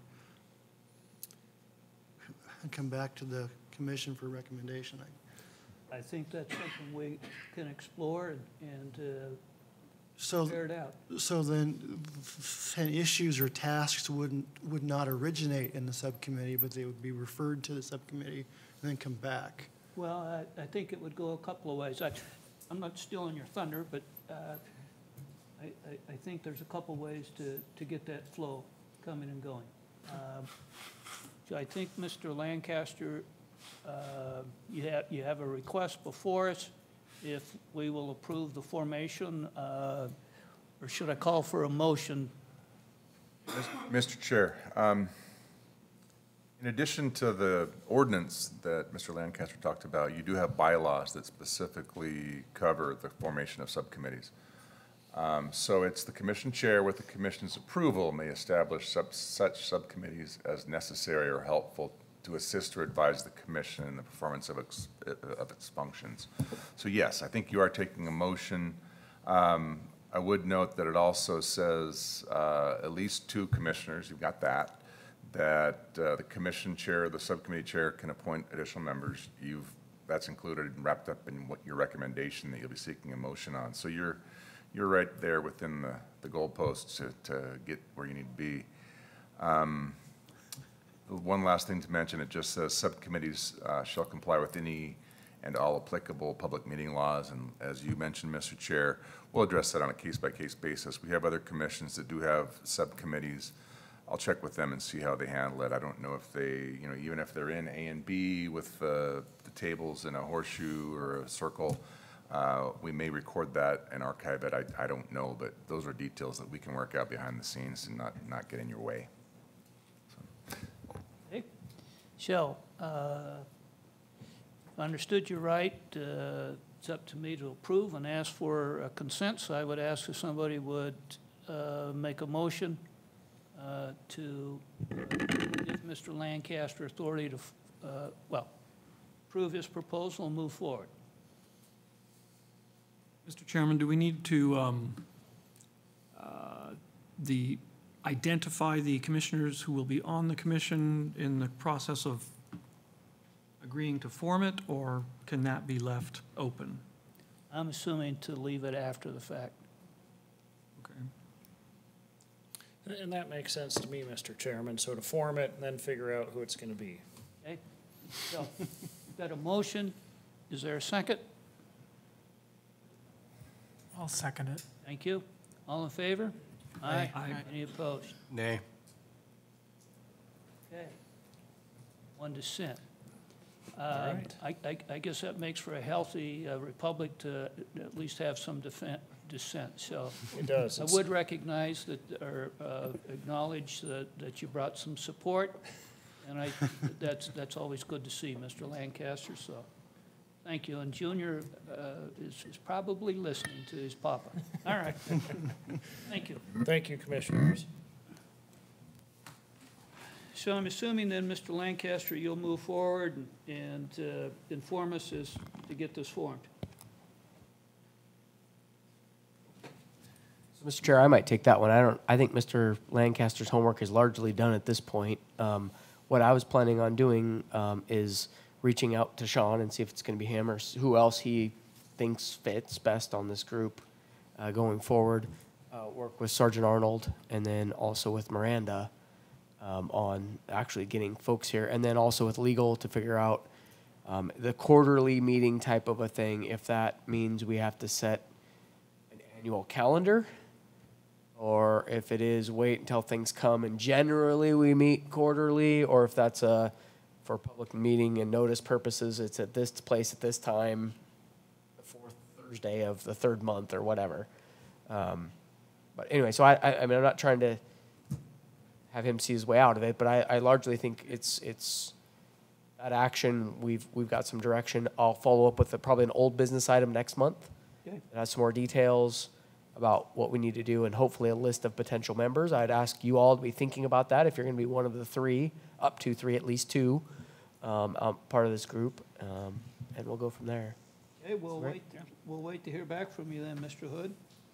Thank you, Mr. Lancaster. 5E is concluded. 5F, you got 45 seconds, Mr. Hood. I think I can do it, Mr. Chair. So just a couple of items. There's actually only two, but it's really long this month because the string on the second one is long. I mentioned this at the beginning, actually, that Ms. Bowen is no longer in our area. So District 3 representative going forward will be Mr. Wasdall again. And then the second one is included. I envision that being a future meeting topic as well. So just to kind of prep you a little bit, it's something we've talked about before. The issue doesn't seem to have gone away. There's more residents there. If you recall, they were building some of those homes at the time we talked about it last, and there's more people in the area now. So, so yeah, just some background information to prep you essentially for something I think someone will want to probably come and talk to you about it in the near future. So with that, that's staff communications. Okay. 5F is closed. We have 6, so list of future meeting topics. Any to add, or do we want to voice any comments to get these heard sooner than later?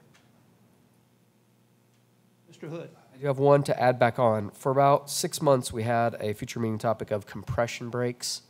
I've reached out. There's been another gentleman that's contacted the city. I offered for him to come to this meeting. I haven't heard back from him. But I'm going to pencil it in, or it may even just show up on next month's agenda as compression breaks. So we'll see if he does engage and make contact, but discussing whether the city should adopt an ordinance on compression breaks will either be under future meeting topics or be a meeting topic for the future. Okay, so we'll pencil an F on compression breaks. Okay. Any additions? Okay. Our next meeting is set for August 6th at 3:30. Do I have a motion, or is there any other comments before I call for a motion to adjourn? Hearing none? Motion to adjourn? So moved. Seconded? Second. All in favor? Aye. All right. Okay, we're going home.